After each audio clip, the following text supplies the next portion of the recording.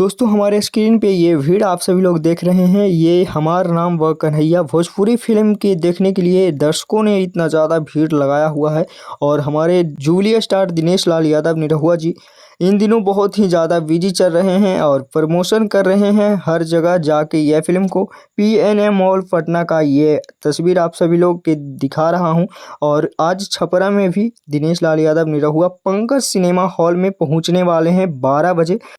नमस्कार, प्रणाम। मैं हूं दिनेश लाल यादव निरहुआ और हमार नाम बा कन्हैया की पूरी टीम कल 12 बजे आ रही है छपरा पंकज सिनेमा में।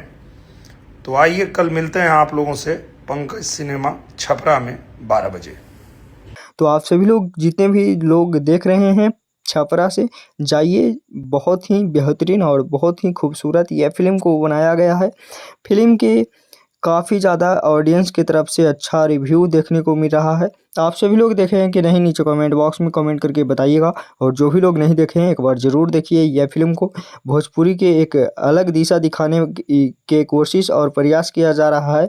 तो आप सभी लोग सहयोग करिए, यह प्रयास को सफल बनाइए आप सभी लोग। बाकी यह वीडियो कैसा लगा नीचे कमेंट बॉक्स में बताइएगा। मिलता है किसी नेक्स्ट वीडियो में किसी नेक्स्ट खबरें के साथ। बने रहिएगा हमारे चैनल पे ऐसी मज़ेदार खबरें के लिए। धन्यवाद।